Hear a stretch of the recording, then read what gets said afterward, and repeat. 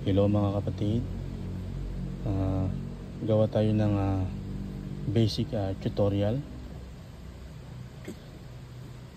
sa lahat ng mga nagtatanong kung paano daw natin mapagana yung Sunday case.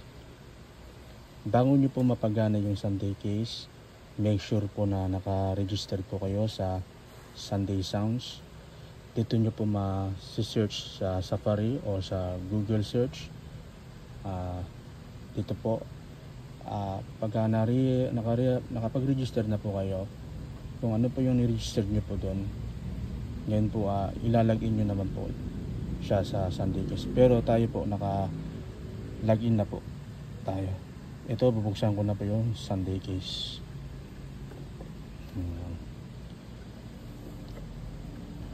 Ano ba mga gagamitin bago po natin mapagana itong Sunday Case? Kailangan po natin ng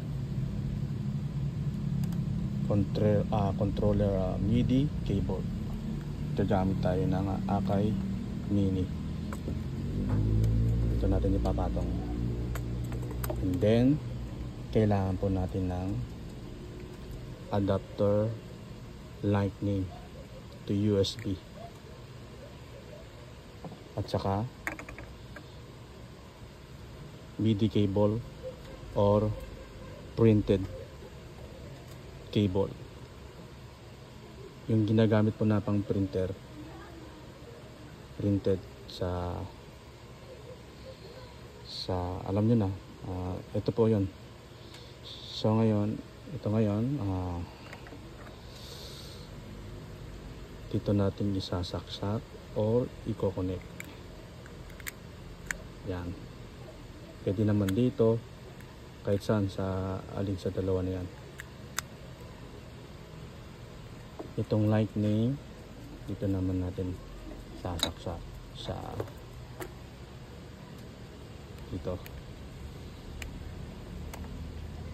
Ang gamit ko palang iPad po ay 5 Gen po iPad.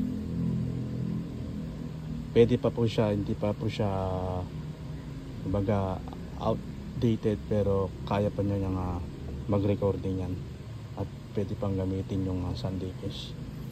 At ito po ay dito naman po sa likod sa USB. Yan. Ngayon, ibig sabihin yan ay nakabukas na po siya at pwede na siyang gamitin.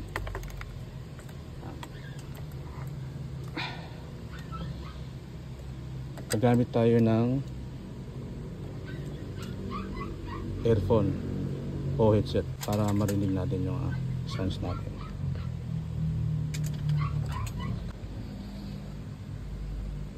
Bale, ito po yung preset na ginawa natin.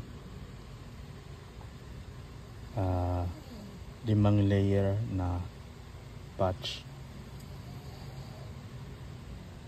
Gagamit tayo ng sustainer.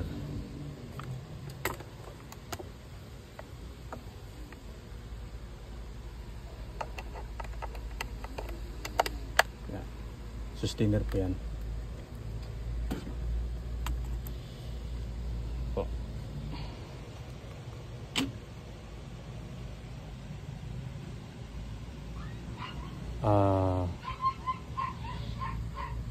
Screen record natin para malinaw yung sounds.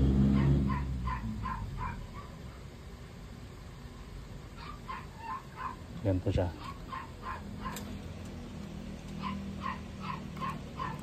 Mapapansin nyo, wala pa siyang tunog.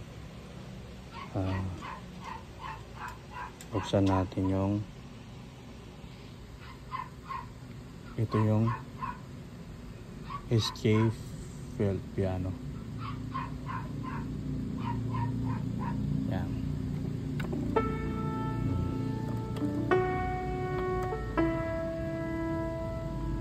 Tapos lagyan natin ng DXE Piano. Tapos pads.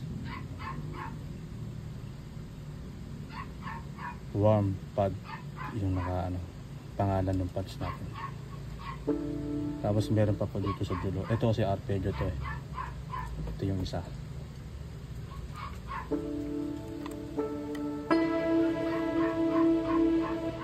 Yan. Papakan natin yung sustainer.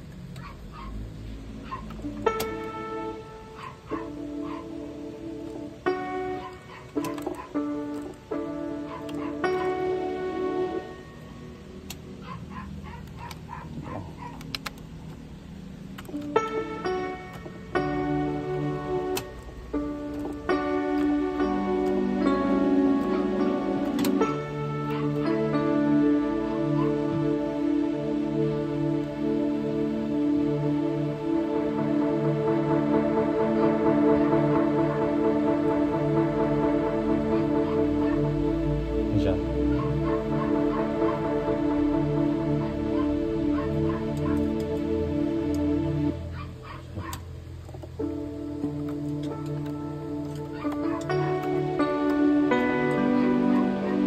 Ganyan lang siya kadali yung paano gamitin yung Sunday case.